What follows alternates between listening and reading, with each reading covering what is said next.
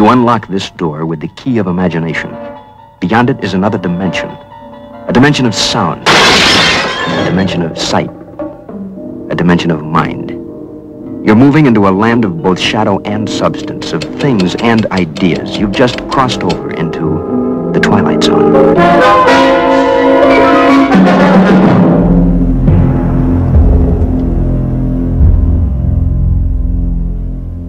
Good evening, and welcome to a very special 2 hours of television.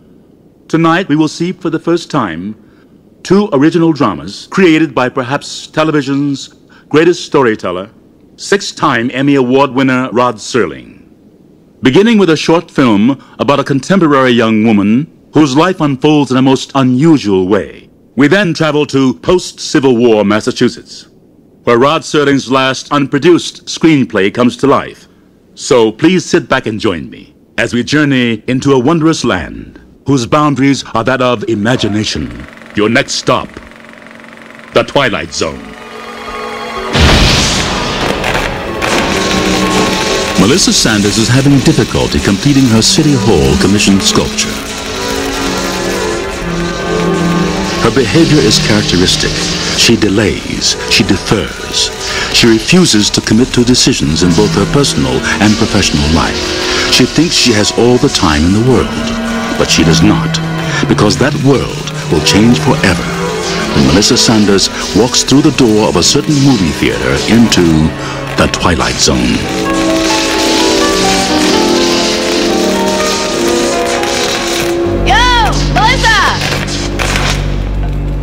How'd it go with Jim?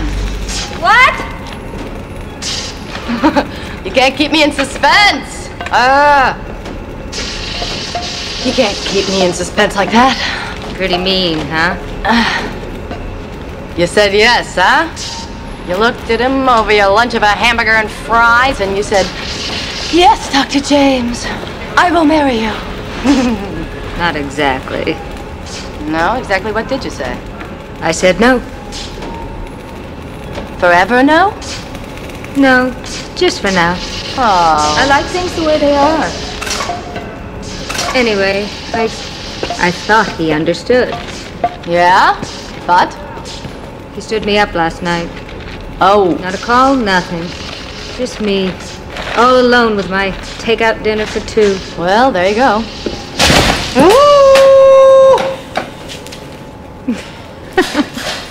Hello?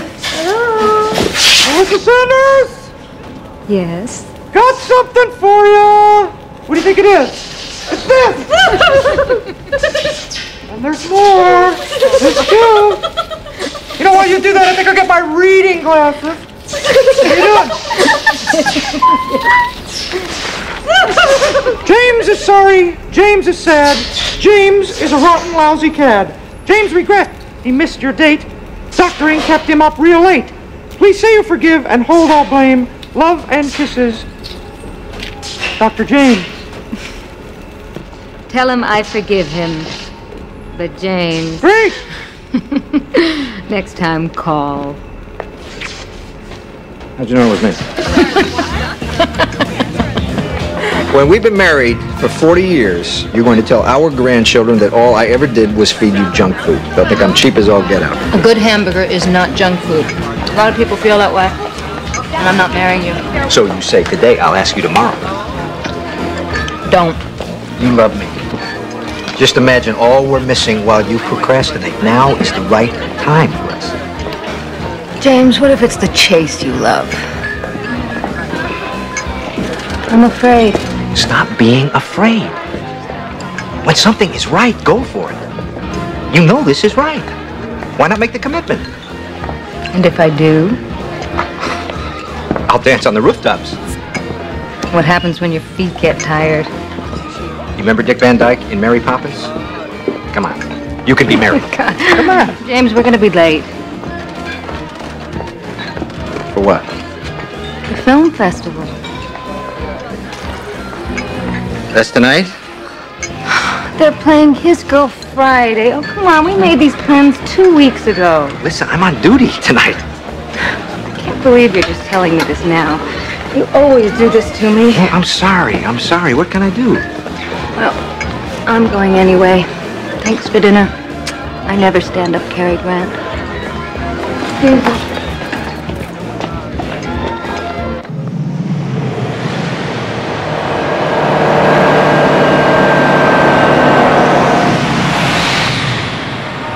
You love me.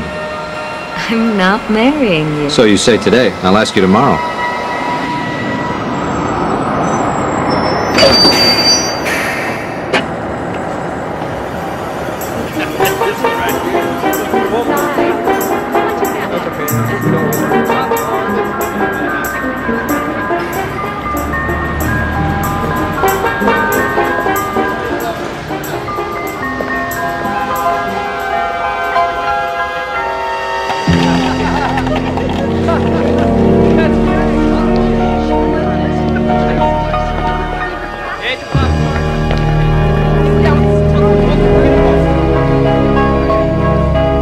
One, please.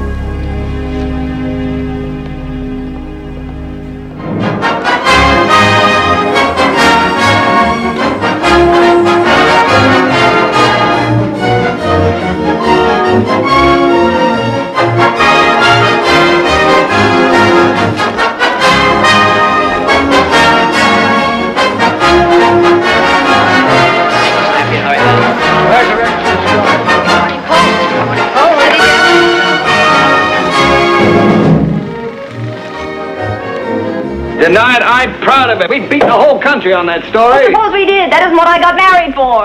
Oh, what is the good of... Look, Walter. What I came up here to tell you is that you must stop phoning me a dozen times a day, sending me 20 telegrams. I write a beautiful telegram, don't I? Everybody says so. Are you going to listen to what I have to say? Look, what's the use of fighting, Hildy? I'll tell you what you do. You come back to work on the paper. If we find we can't get along in a friendly fashion, we'll get married again. What? Certainly, I haven't any hard feelings.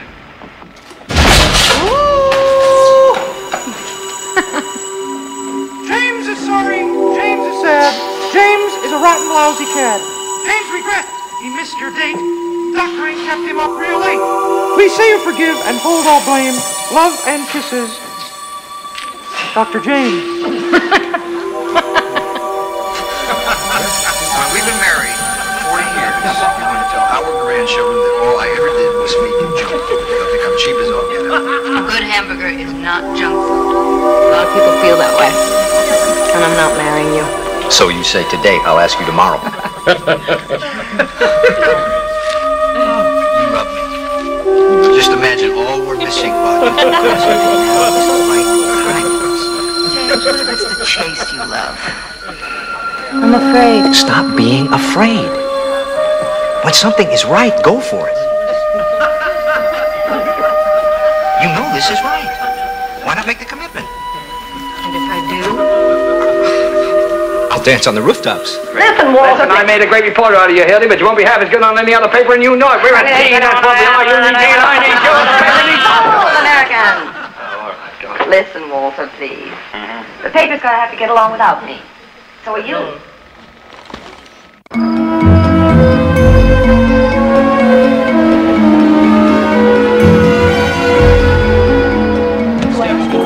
Excuse me, where's Dr. McLean?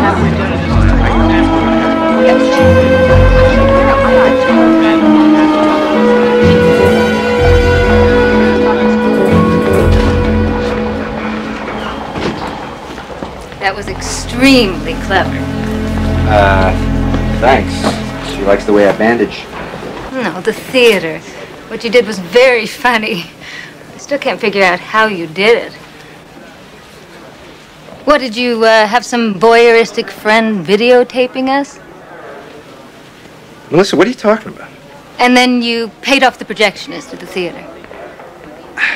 Maybe I've been up for too many hours, but this conversation isn't making any sense to me. Am I missing something here? Come on, James. It had to have been you. Cardiac arrest coming in. O2 standing by. Let's get the life pack. I'll talk to you later.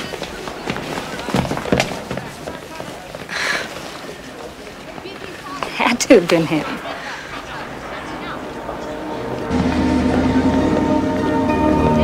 You get hung up?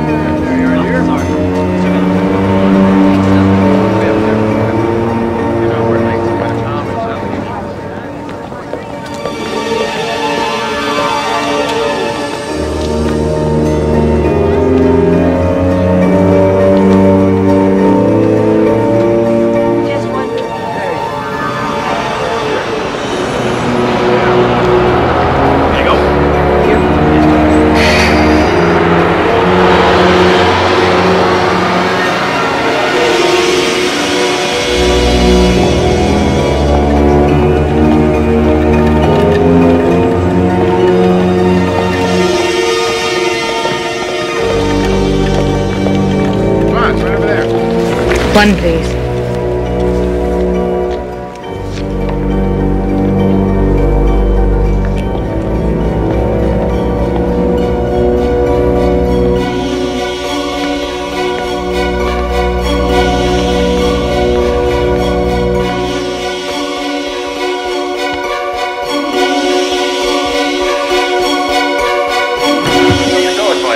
And when he's with the lady, he takes his hat off. Oh, I am sorry. And when he walks with the lady, he waits for her. Oh, well, in that case. Allow me.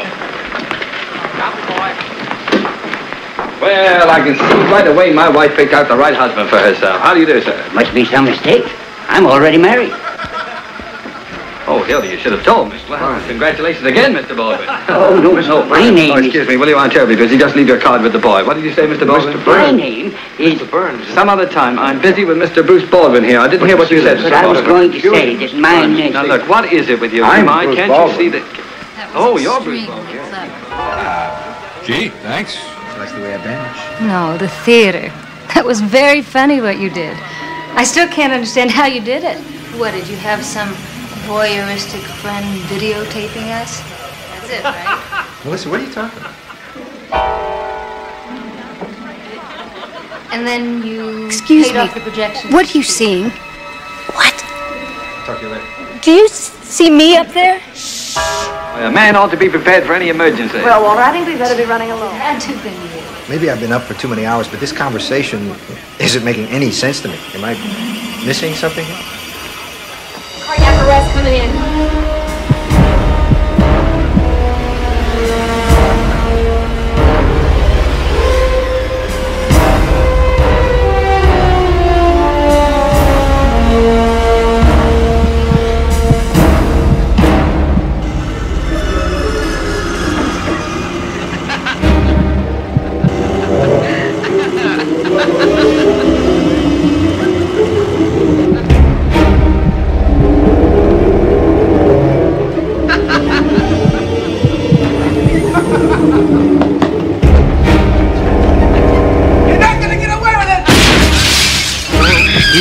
What do you see up there?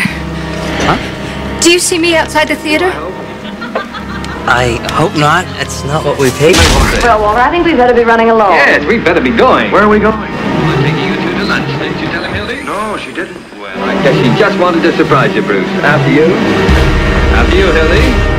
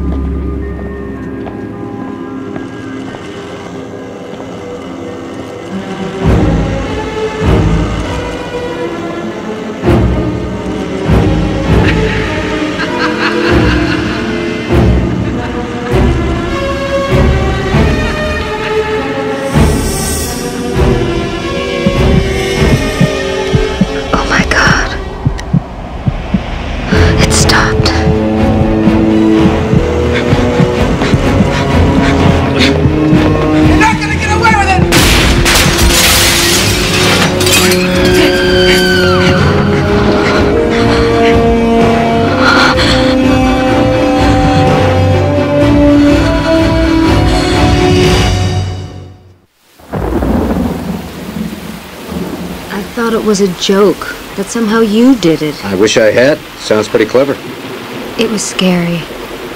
I saw something that hadn't happened yet. James, it was violent.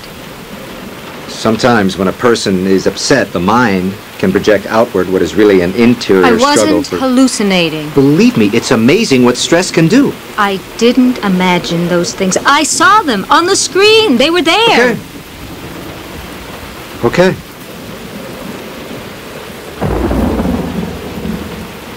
Tomorrow we'll go back to the theater together. Maybe I'll see them too.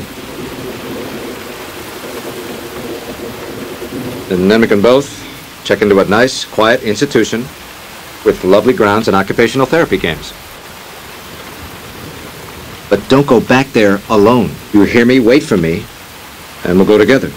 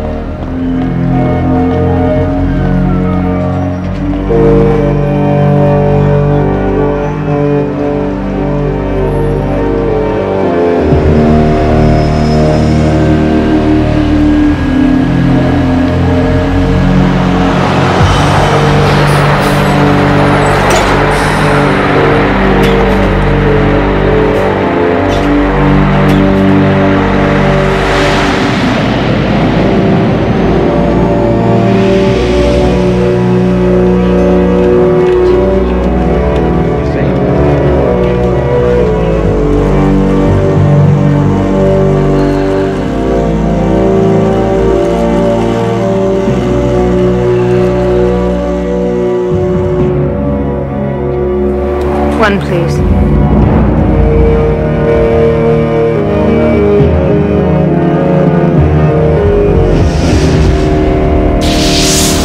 Hello, Duffy, get set. We got the biggest story in years. Earl Williams captured by the Morning Post exclusive, yeah. And I want you to tear out the whole front page. That's what I said, the whole front page out. But never mind the European War. We got something a whole lot bigger than that. Give it to you as soon as she's finished. Never mind what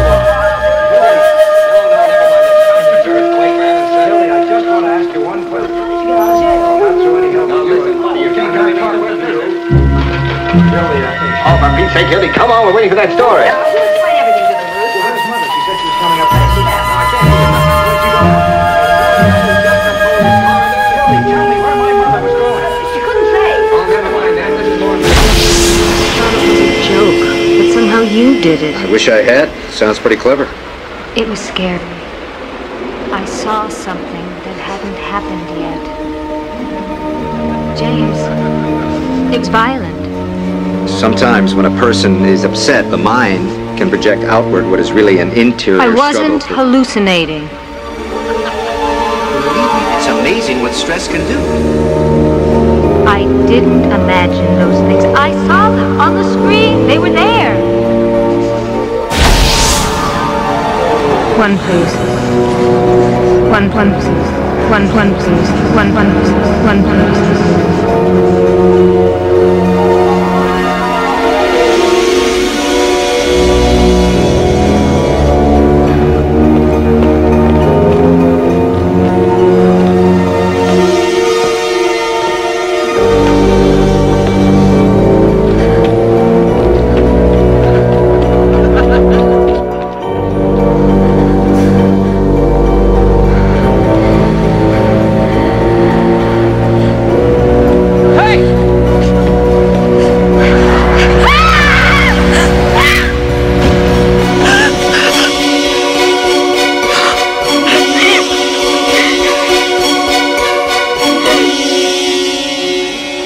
Okay, Duffy. Well, isn't that a coincidence? We're going over there.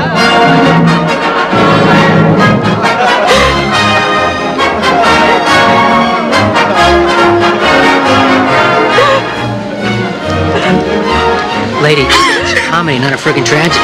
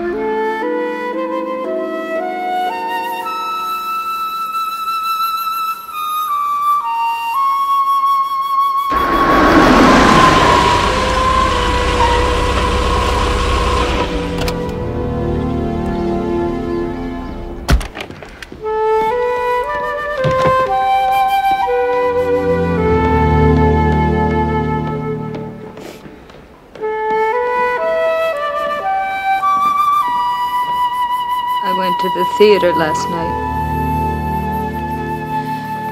I couldn't help it. The same thing happened. I saw myself walking, going into the theater, sitting.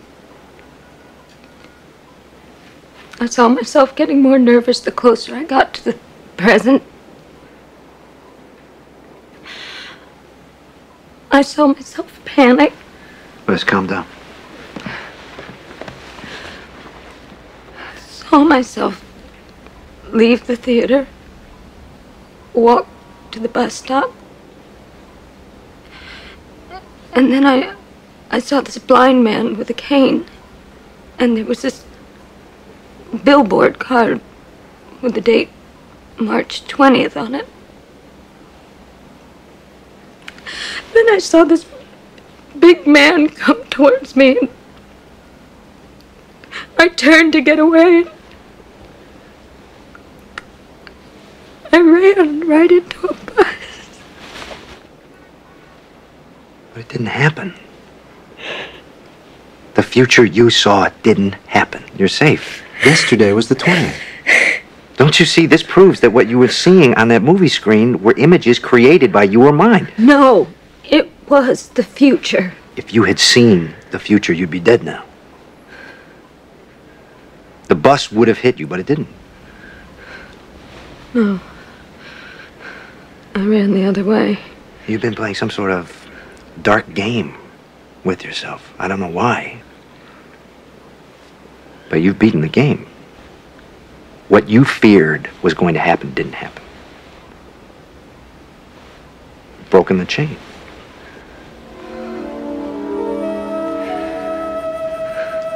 It's over. I think so. Dr. James's guarantee.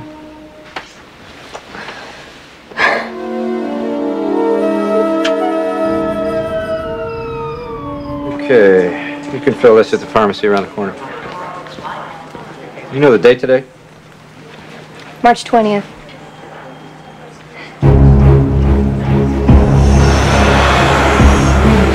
Oh my God. Today is the 20th?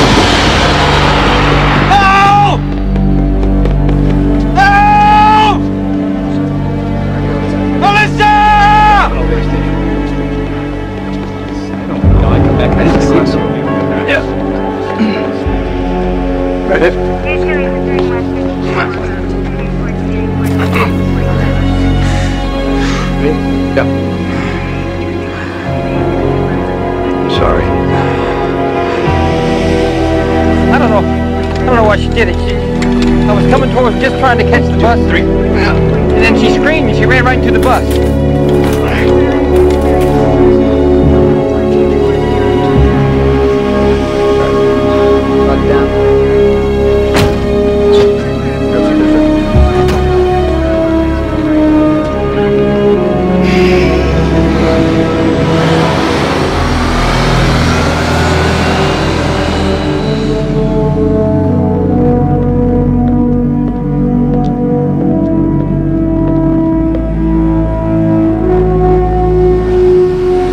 Please.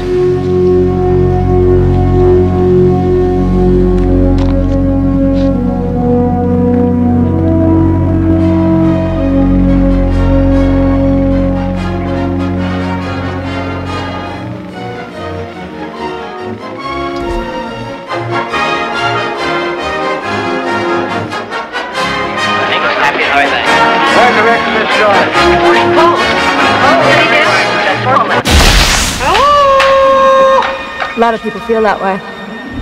And I'm not marrying you. I'm afraid. Stop being afraid. Stop being afraid. The future you saw didn't happen. Oh my God, today is the 20th. This proves that what you've been seeing on that movie screen were images created by your mind. I saw the future. If you had seen the future, you'd be dead now. You'd be dead now. It's over. You'd be dead now. You'd be dead now. You'd be dead now. It's over. It's over. It's over. It's over. There are films in the mind of every human being. Films that replay the past, and on rare occasions, films that reveal the future, warning us in no uncertain terms that every minute is precious, and we must always live our lives to the fullest. Of course, these films will only be seen if they are developed and projected from the Twilight Zone.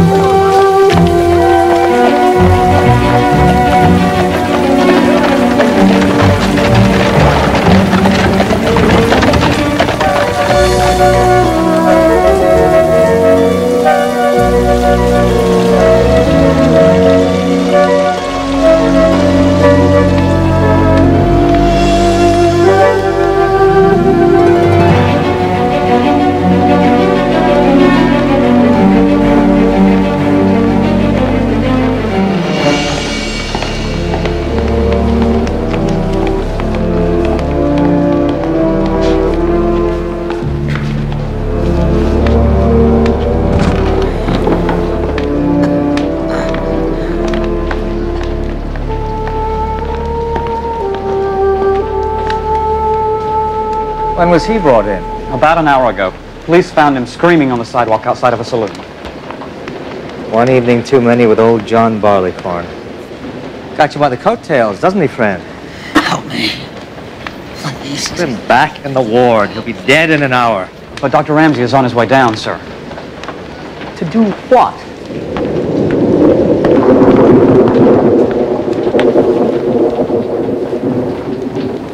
Right here? Open inside. You don't honestly believe you can do anything for him? What, do you mean him? Don't you mean it? The man's got peritonitis. That appendix. But he is a will burst man, inside doctor, of a so let half us hour. treat him as a man and not as a potential cadaver. You listen to me, Ramsey. This isn't one of your mud-floored medical court tents. We have discipline here, thank God, and some sense of priority. Don't you think for a minute you can bring your battlefield manners in here? I learned more medicine in those bloody tents and in a dozen bloody meadows from Chickamauga to the Second Bull Run than you have in your whole fat, posturing comfort of a lifetime. Now, my anatomy class is waiting for me to remove an appendix. Should you be heard during that surgery, I'll have you wheeled in, and the second offending organ to be removed would be your tongue.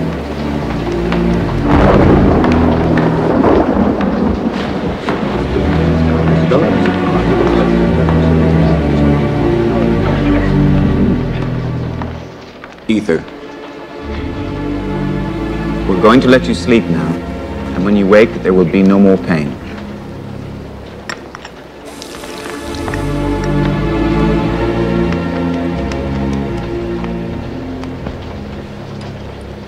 You'll note, gentlemen, the symptoms. Gray, sweating, full of fever. Severe pain on the right side. The location suggests appendix, the color and pain peritonitis, which makes the removal of the appendix imperative. And judging by the nature of the poison, carries with it very little chance of survival. Appendix removed. Infection drained. Tissues cut away. Sutures in place. Unfortunately, we've done all we can. You, the hyena. Me, Doctor? I want you to share the joke with us. It wasn't exactly a joke, Doctor. I was just commenting. I want to hear the comment. Well, it's just that old thing about, Well, about the operation being successful and the patient dying. Death can be tragic, premature, violent, unexpected, and sometimes merciful. But if you ever find it funny, my young friend, you shouldn't be in a hospital. You should be in a cage. Dr. Ramsey? He's gone.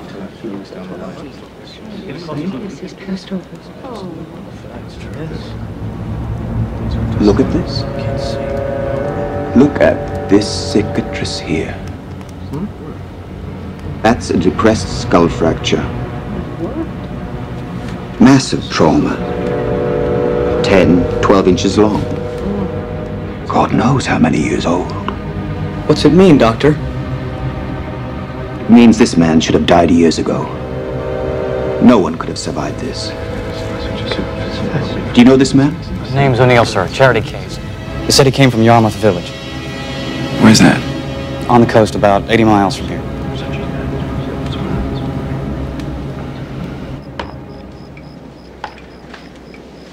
Your deft surgical fingers notwithstanding, Doctor, I understand our patient expired. Reinforcing your view, Doctor. That the frail person is no match for the pale rider. That's the part of you, Ramsey, that I find so difficult to live with. This constant preoccupation with giving battle to death, as if it were your personal responsibility. I'll put aside your insubordination, your willfulness, your impatience, and even your monumental temper. And I'll even allow for the fact that you happen to be a damn fine surgeon. But was it the war that left you so emotionally knotted up? So obsessed with the idea that maintaining life was your special province?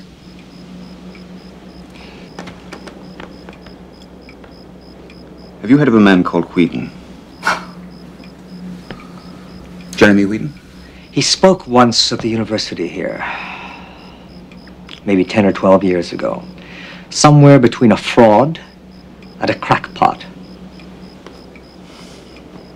He's done some interesting research on regeneration. And then he disappeared. A small loss to the scientific community. But he came from Yarmouth Village. So? The deceased, O'Neill, he came from Yarmouth Village. My God, a coincidence. But of what consequence? O'Neill suffered a skull fracture. Massive. With a width and depth so appalling, he could not conceivably have survived it. So what's the connection? My preoccupation. My obsession, Dr. Ames, has been titillated. And I'd like to go to Yarmouth Village to see if there's a connection. Dr. Benjamin Ramsey is a man on a mission. Said mission involving a declaration of war on an enemy that has never been defeated. The enemy is death. And Dr. Ramsey will soon discover that trying to overcome it may not be the most prudent of courses, especially when the battle is waged in the Twilight Zone. Whoa! Don't meet with your approval? It don't? Well, sir, the sheets is clean, the food's passable, and the rates are within reason. And, if you're a mind to bring a lady up to the second floor.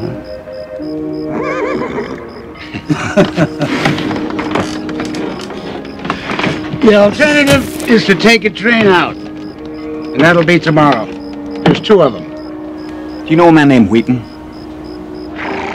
Jeremy Wheaton. Ran a little apothecary shop here. Retired. What do you want with him? Half an hour of his time. Where can I find him? About 3 miles out, called Shadow Island. And people around here would rather go around the Horn than over there. But I can lend you a boat in the morning, see that you get there. You're omniscient, Mr. Perkins. And do I tip my hat at that? Or tell my horses to lay a load on you? It's a compliment. It means you're all things to all men. I'll have that boat as early as possible.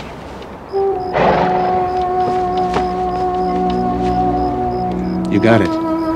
Omniscient as hell, ain't I? Without a doubt, Mr. Perkins.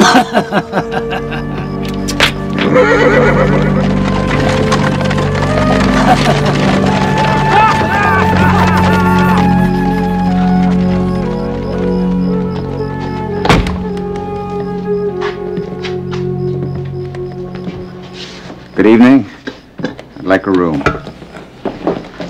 We're closed. Dr. Ramsey, medical doctor. Medical doctor. Is that your luggage?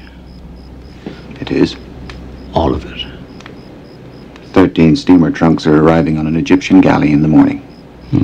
Is that a joke? An attempt. Room 7, top of the stairs. Lavatories at the other end of the corridor. That will be $3 in advance. I think I'll have a drink before I turn in. Maureen? What'll it be, sir? Whiskey in a tumbler. You come in on the train? In lonely splendor. I was the only man to get off here. You've seen the village. Why would anyone want to get off here? Not for your whiskey, my dear, that's for damn sure. Maureen, remember I'm leaving for Brewster early in the morning.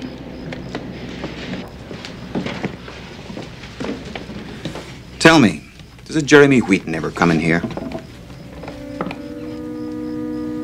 In here? Hardly. Wheaton lives on the island. So I've heard. What does he do there? Do there? Why, I guess not very much. He's a cripple. Had a terrible accident. Stays out there pretty much by himself. There's a niece that looks after him. She comes over every now and then shopping. What about a William O'Neill? There's plenty of O'Neills around here. Well, this is a dead O'Neill. I performed surgery on him last week in Boston. Plenty of dead O'Neills as well. Fact is, we don't truck much with people from the island. They ain't our sort, including Wheaton.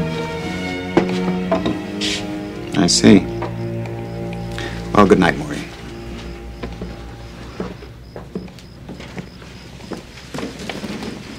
Will you be needing your bed turned down, sir? That won't be necessary. Will there be anything else then, sir? I think not. Well, if you change your mind. You'll be the first to know.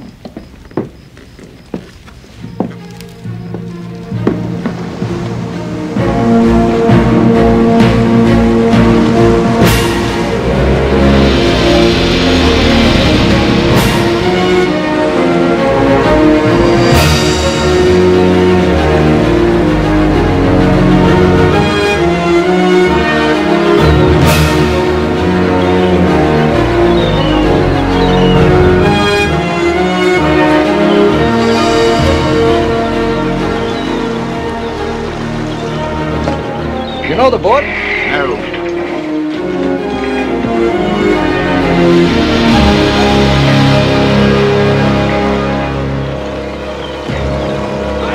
Hush your line.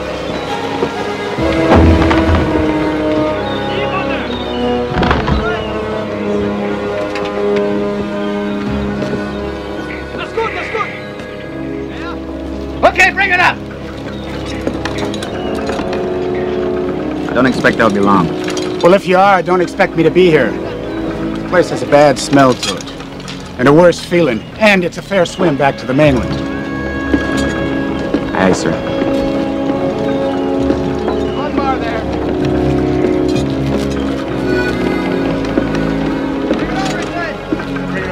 All right, sir.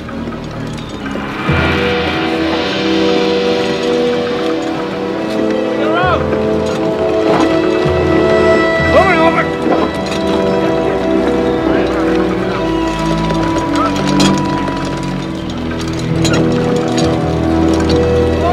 That's good.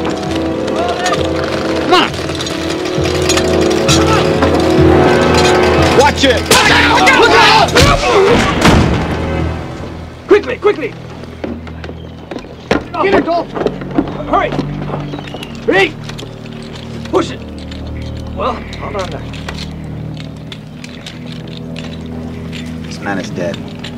Too late. Take it up! If you're a minister, mister, give him the blessing and get the hell out. Where might I find Jeremy Wheaton?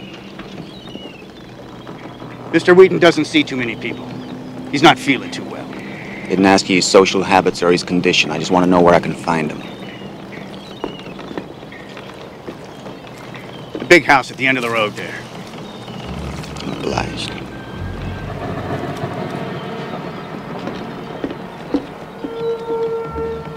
He came in that boat over there. The fellow with the cap brought him. Never seen that before. Who is it?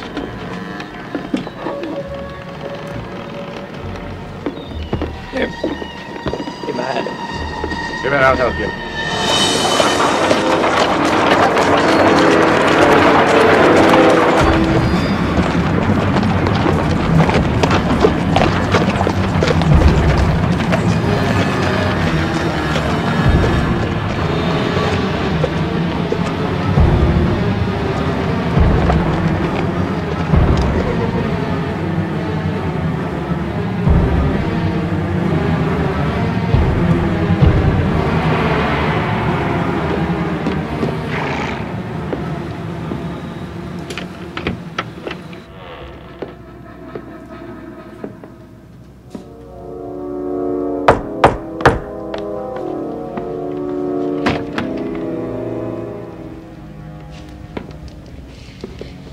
My name is Dr. Ben Ramsey. I've come to speak with Jeremy Wheaton. My uncle is napping at the moment, Doctor.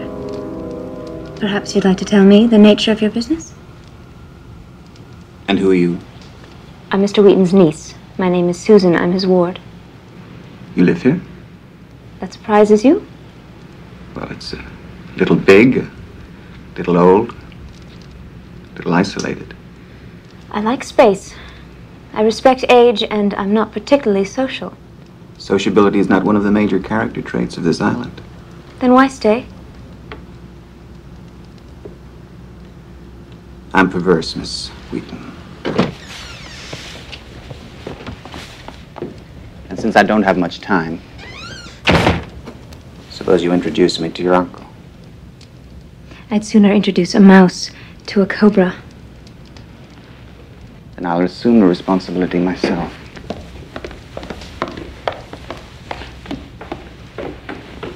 Dr. Ramsey.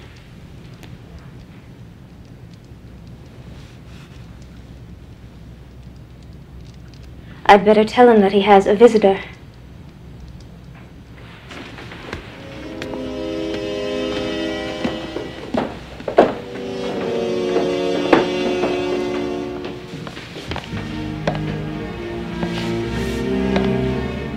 You'll find him the least sociable of anyone you've met so far.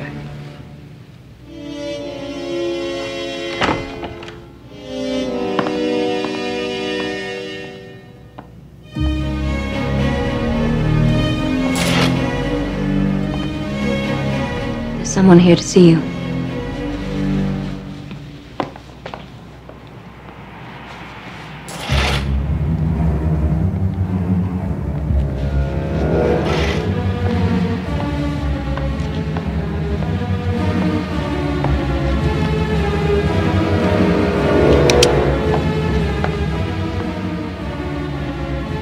God be with you.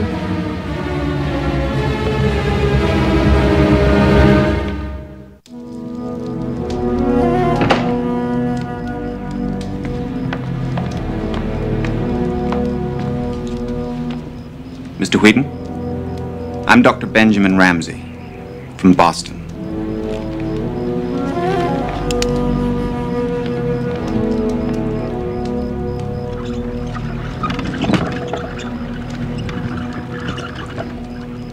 From right there will do.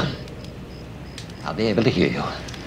Deafness doesn't happen to be one of my afflictions. Nor is leprosy one of mine. Would this be sufficiently antiseptic for you, Mr. Wheaton? Proper buffer against germs, but a damned easy range for a derringer or a dagger. Do I look like an assassin? Why are you here? I happen to be a surgeon. Oh, is that supposed to reassure me? Dr. Ramsey? Let me tell you something. I'm not unfamiliar with surgeons. Observe the handiwork of one of your colleagues.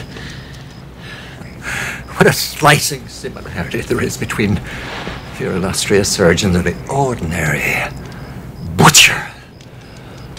And the blood on his apron is from chickens and veal cutlets, while you, gentle healers, deal in arms and legs. You,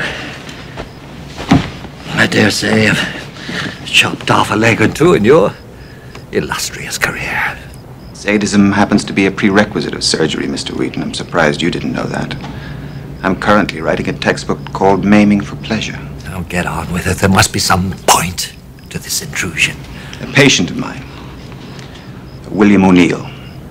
I know him. You knew him. He died on my operating table. The Lord giveth, and the surgeons taketh away. So? He had an inflamed appendix, peritonitis. He came to me far too late. The point of the intrusion, Mr. Wheaton, is that this man suffered a skull fracture some years before. A scar on the back of his head attested to it, and it had never been treated. The point, sir, the point. No one could survive that kind of skull fracture. I thought, since you knew O'Neill, you could inform me as to the nature of the injury, when it occurred and how. Short of that, I'd be at least doing some service to the deceased, since no one claimed his body, by informing someone of his death. Ah! A charming courtesy, also pointless. You comfort the dying, doctor. You don't run errands for them. Is there something else? I wanted to find a connection, Mr. Wheaton. Any connection between you and the deceased. I was hoping you'd give me one. All I can give you are the directions to Boston. You go back to the mainland, and then you turn south along the coast. Dr. Ramsey?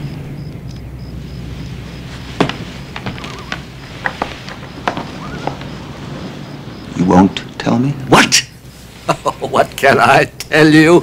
You deliver up an uninvited autopsy on a town drunk named O'Neill with a skull scar, and you expect me to produce a medical file, and he will. I'll give you the tenuous connection, Dr. Ramsey. I ran an apothecary shop in Yarmouth Village, and several times when Mr. O'Neill was falling down dead, drunk, I gave his family bandages to wrap up the cuts and the bruises. And there you have the connection. Now, with the advent of poor Mr. O'Neill's death, I'm relieved of further acts of charity by rigor mortis. Good day to you, Doctor.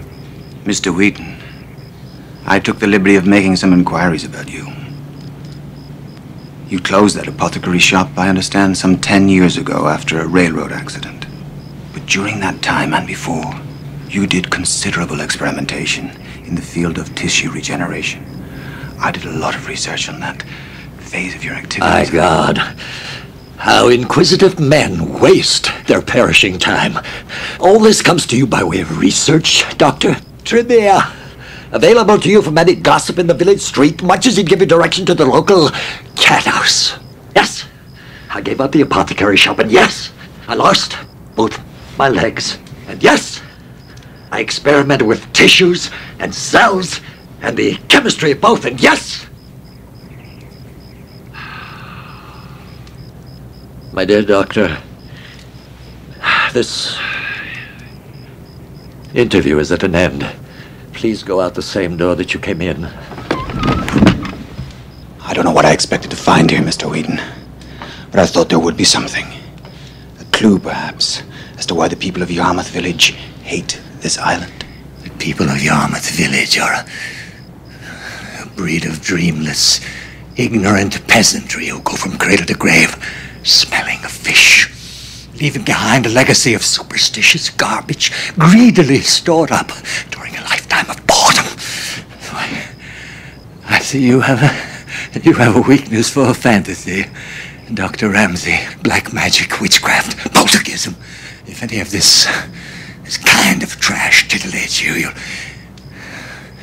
you'll get your craw full of it in Yarmouth Village.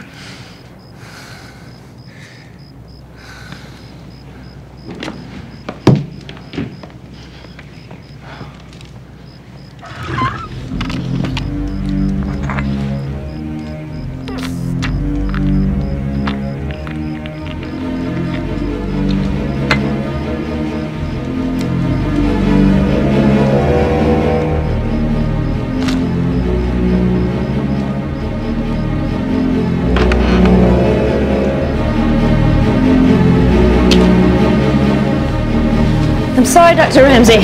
How do you know you were leaving? Not leaving. Not now.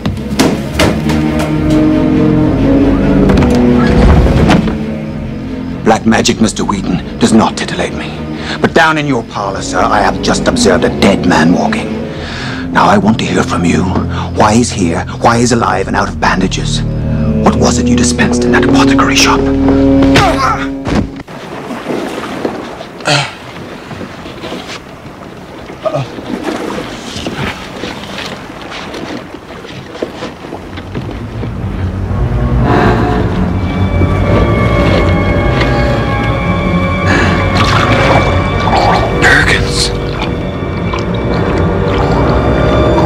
Oh my God.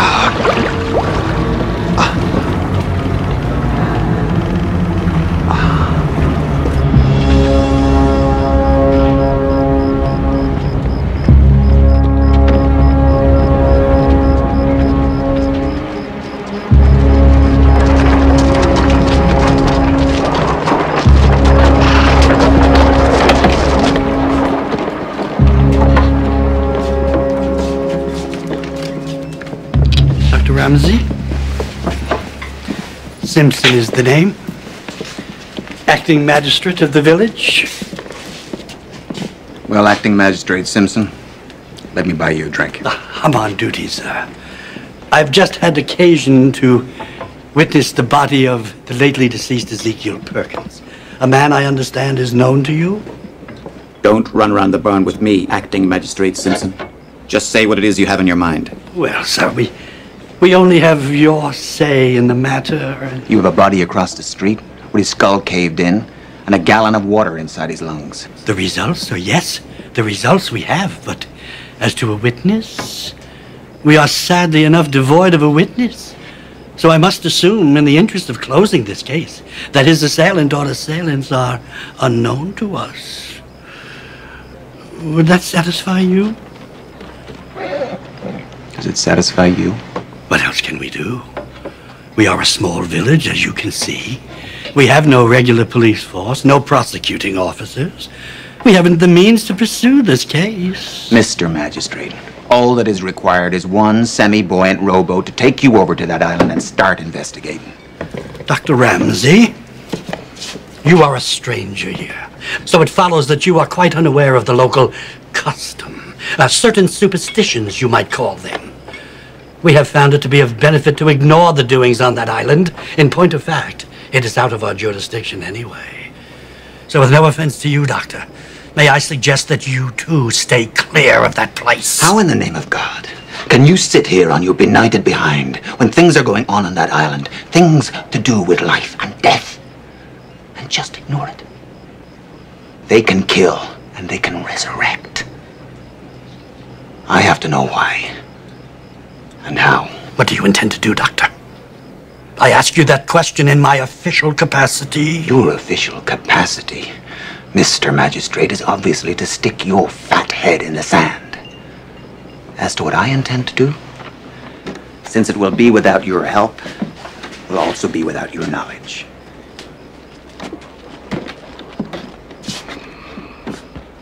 I'm going to take a walk, Mr. Flanagan. If I'm not back by tomorrow morning, you may rent out my room and sell my effects.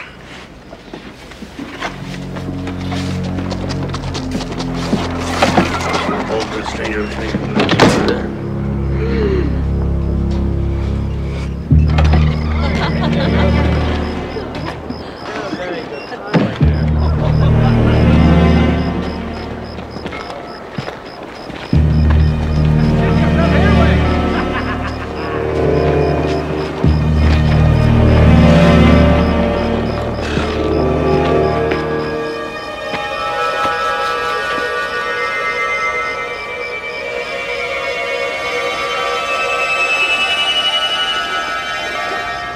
Miss Wheaton.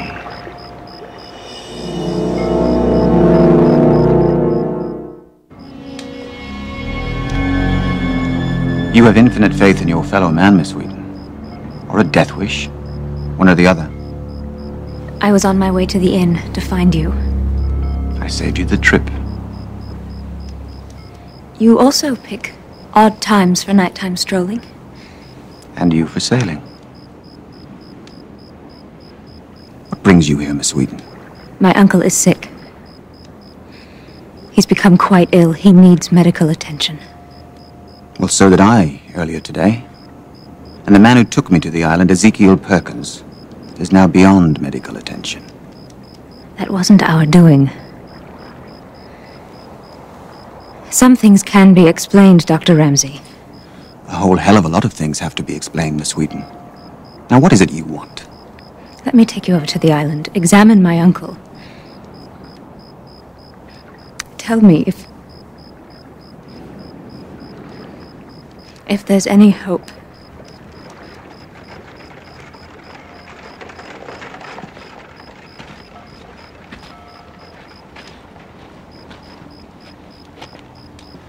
There is always hope. There rarely is. In my experience. In my experience, hope may be the only eternal thing on the face of the earth.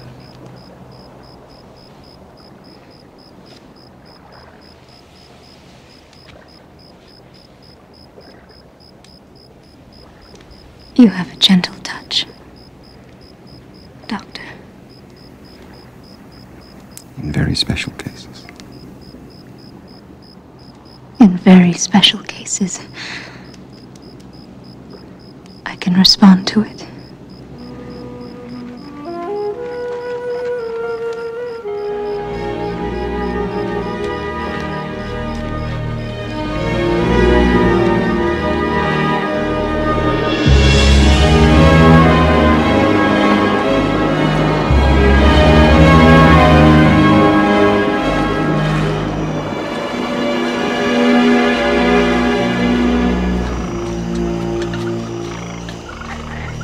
Susan.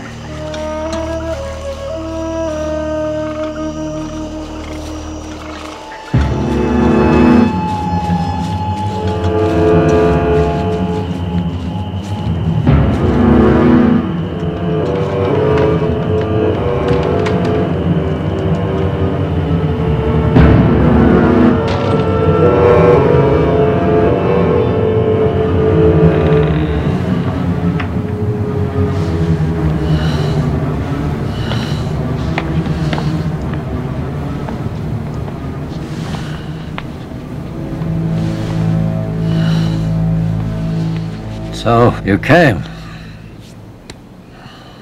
My heart? Very late.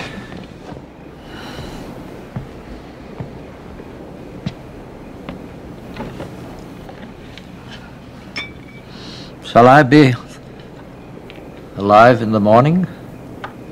If I were a betting man, Mr. Wheaton, I would say the odds were 2-1 in favor of you eating breakfast.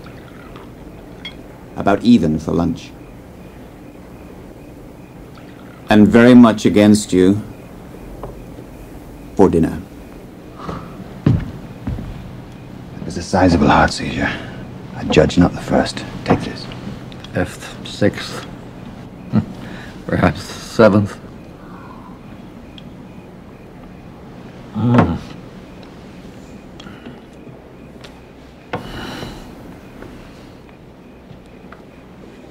Do doctors read Shakespeare?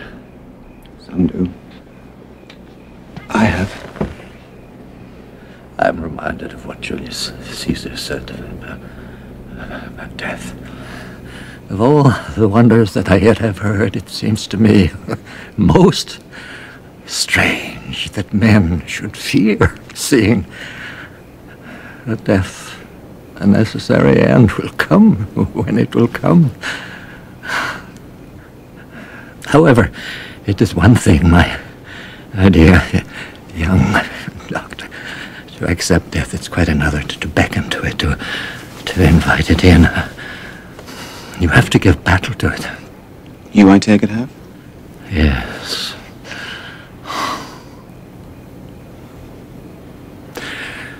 Have you ever heard of an Egyptian plant called Cairo bush? Yes. ancient pharaohs used its berries. Yes. As part of a poultice. It had incredible healing properties.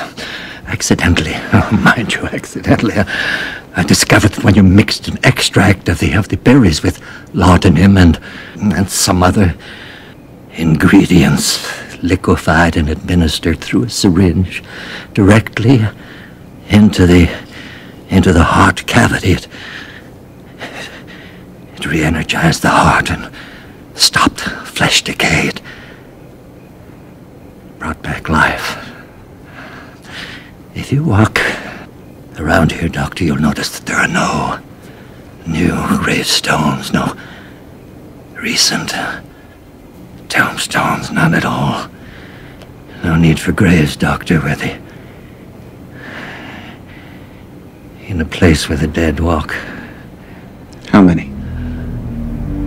3/4 of all the people on this island, 200, 300. All living, breathing, walking, talking. Because, like you, Dr. Ramsey,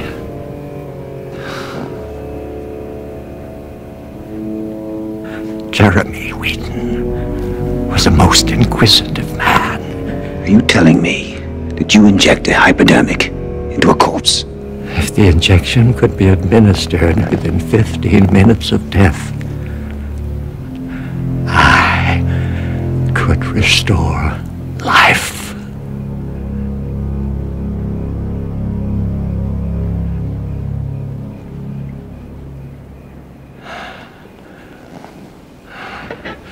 Oh, I know that look, Doctor. I used to see it in the mirror, the dream, the elusive dream. Maybe just to relieve the nightmares.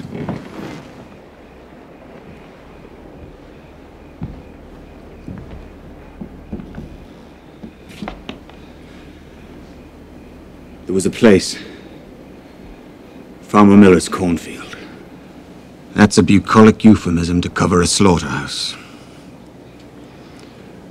There was a battle there. Long rows of ripe corn, and behind them long rows of men. The rifle and artillery were like a scythe running through those lines. And afterwards, in the rain, the wounded lying there. 400, 500, 600 men.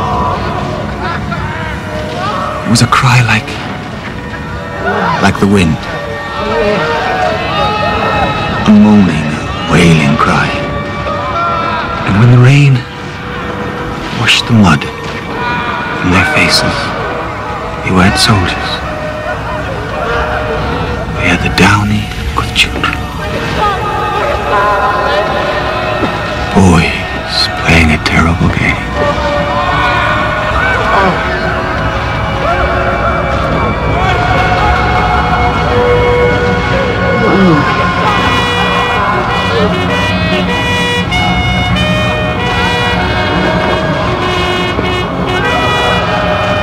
All through the night, I went up and down that line, filling gaping wounds, cutting off arms and legs, and watching them die.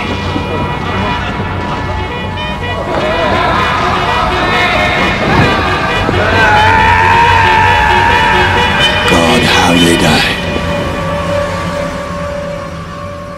God, how they died.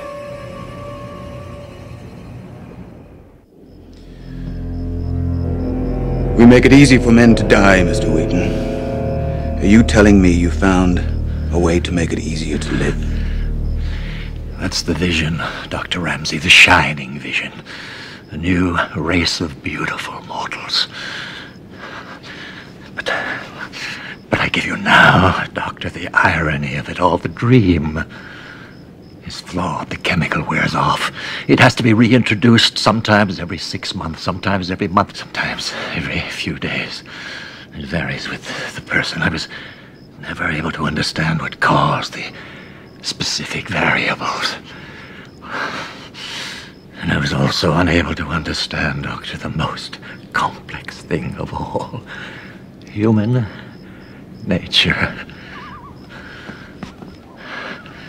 The instinct of men to clutch, claw, rip, and tear, and to kill.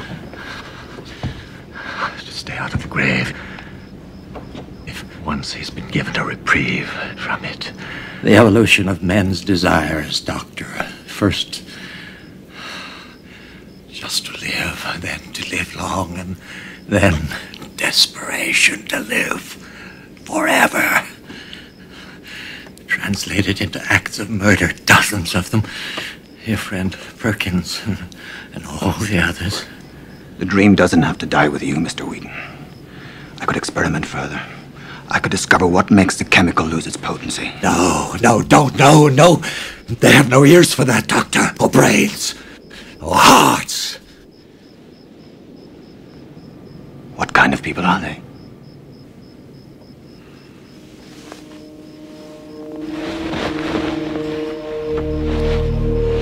You're looking at what kind of people they are.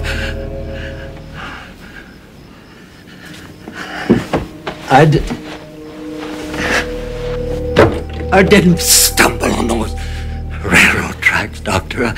I wasn't cut in half because of an unfortunate accident. I was turned into a torso so that the legs could not carry the mind out of the area. In that mind, Doctor, as you perceive, is the chemical equation for continual survival. And because of it, they allowed me to stay alive. They're not people, Doctor. They're corpses.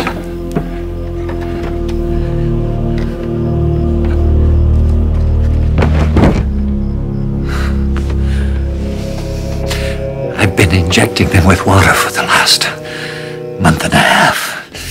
The beautiful people will shortly turn into what they should be. It's imperative. Imperative, my dear Doctor, that you're not on the island when they realize it. The psychology of the mob, the bestiality of the jungle animal. And there you have Shadow Island. From this moment on.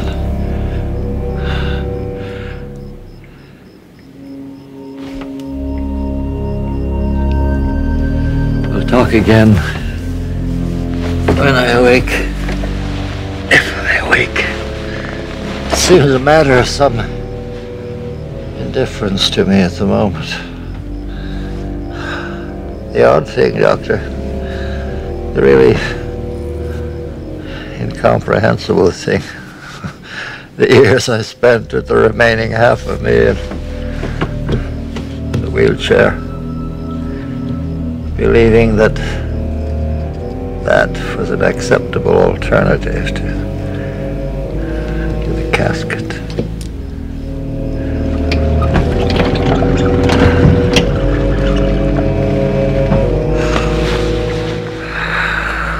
It seems to me most strange that men should fear seeing that death, a necessary end, will come when it will come. And there's a strange sweetness to it.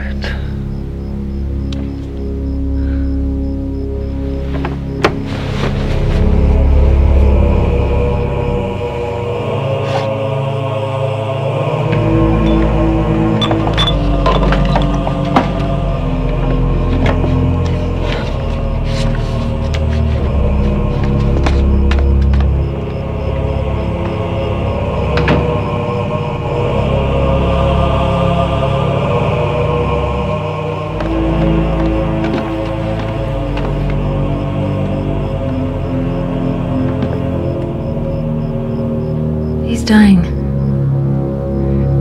Isn't he? But he's asleep now.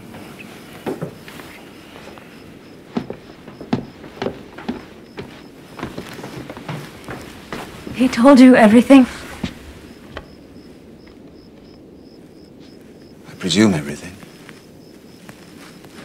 Your uncle didn't keep any diary, journal notes of any kind. He wouldn't have dared. His only guarantee of survival was that he alone knew the secret. What's your guarantee of survival? Best we worry about yours. My uncle probably told you we've been using water instead of the solution. What about yesterday morning? I saw the man in this room. We used what was left of the original formula. We had to. If he hadn't been brought back, the others would know.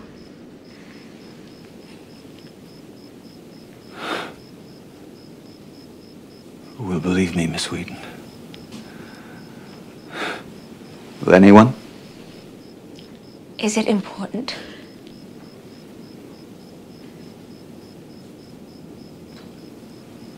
I'll tell you what's important. The whole of mankind died tonight in a bedroom.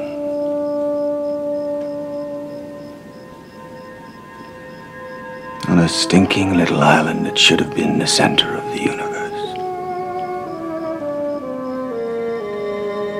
If the world knew what was being buried here,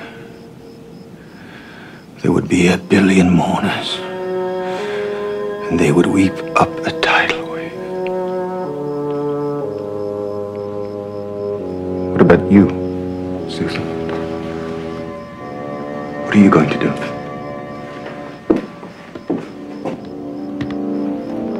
You can't stay here. Susan, your uncle and 3/4 of this island will be dead by tomorrow night.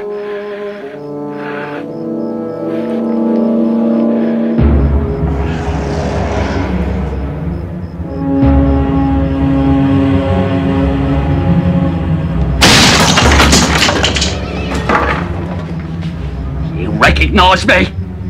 You're Mr. Bainbridge. My sister didn't recognize me. Bolted the door on me, screamed and locked me out. Something's happening. I have to see Wheaton. Mr. Wheaton is too ill to see anyone. And you must give me the injection. I can't, Mr. Bainbridge. There's nothing left. Make some more. Have Wheaton make some more. Mr. Wheaton's dying. Nobody dies. Nobody dies! Nobody dies! Nobody dies!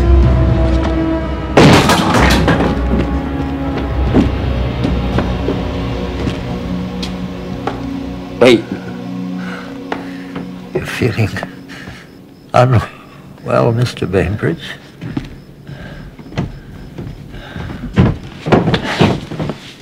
Look at me. Please, look at me. I see you, Mr. Bainbridge. I see you. Help me. Please, help me. Old friend, you died 11 years ago. That's an extensive period of time to settle your affairs. We don't want to die. Do you understand? We don't want to die. Look in the mirror, you old fool. It's died.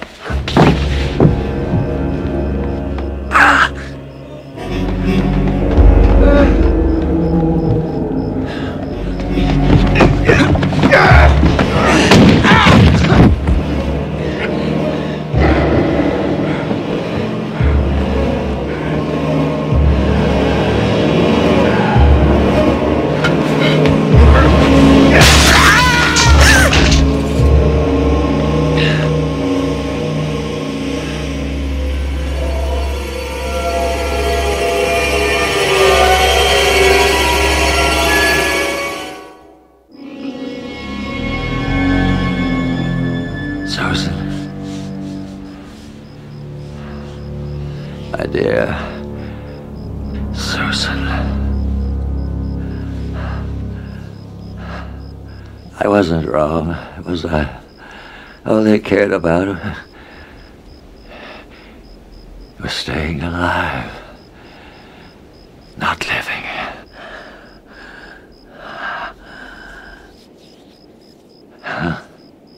All I leave behind is a cemetery. What a miserable legacy for you. An old house on a dead island.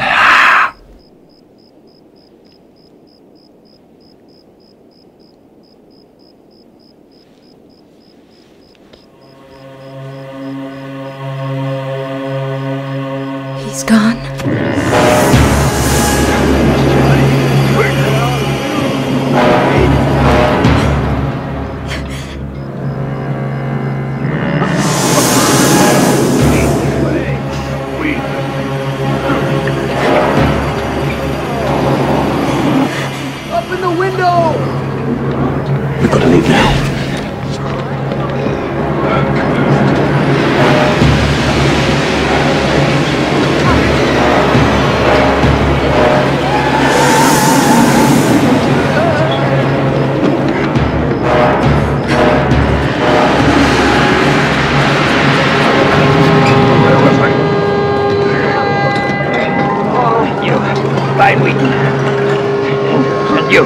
Find the girl.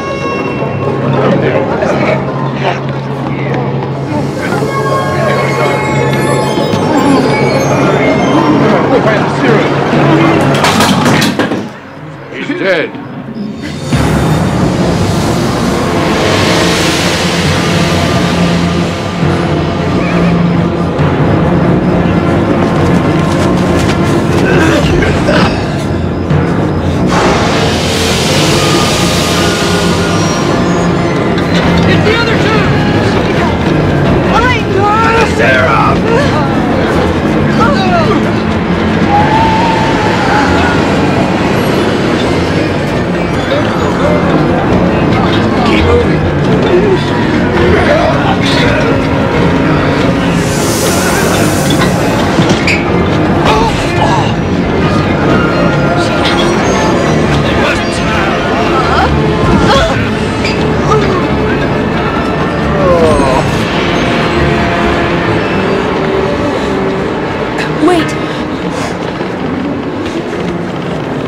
Dead, Susan.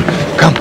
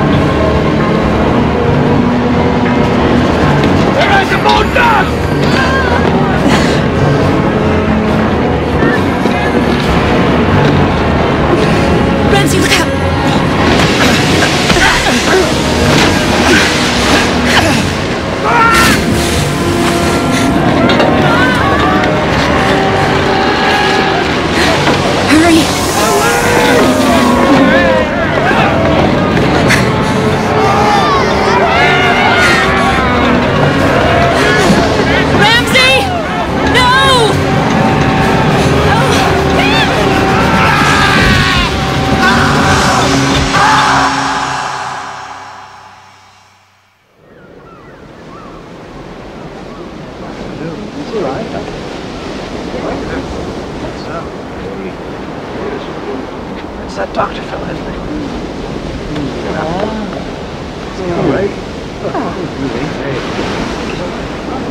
You're going to be just fine, Doctor. Everything is all right. We found you on the beach. We all assumed that you had been to the island. Where's the girl? Susan Wheaton.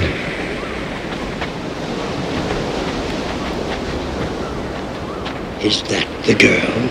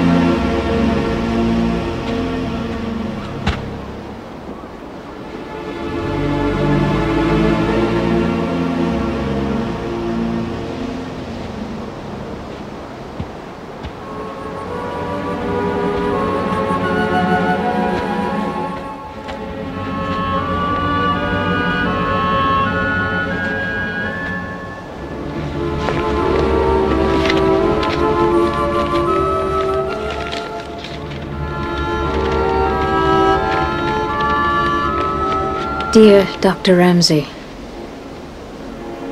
as you probably know by now, I was one of them. At age 8, I died of scarlet fever. And at age 23, I shall have died again, along with all the others. Dear Dr. Ramsey, I think that God meant that men should die when they should die. To live beyond death is like occupying someone else's room. You do so without comfort and without serenity. Have a good life, Doctor. A long life, and one full of love. And when death comes, think of it as going to sleep after a long and trying day. This is how I accept it. Because it's been a long and trying day.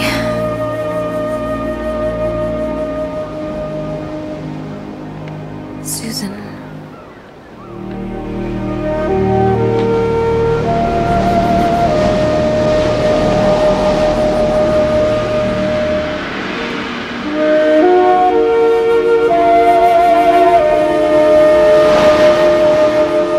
Doctor? Dr. Ramsey? I was wondering if you'll be having dinner with us tonight. Dinner? Of course. Dinner. Then breakfast, and then lunch, and then dinner again, and then a lifetime of all three. In between, I'll save lives like I've always done, my dear Maureen.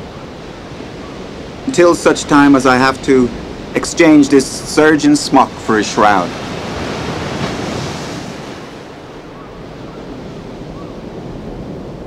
Say some future scholar or some hopeful idiot like myself should come along and ask you what went on Shadow Island. What would you tell them? Tell them? Why, what's to tell, Doctor? Nothing went on that I know of. Nothing at all. You're quite right. Nothing.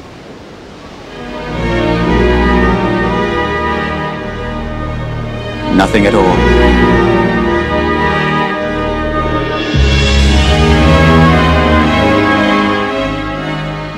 Quotation from the Bible, the book of Ecclesiastes. To everything there is a season and a time for every purpose under heaven. A time to be born and a time to die. To which Dr. Ramsey might add, and death will come despite the misguided efforts of men to delay or prevent it, even in the Twilight Zone.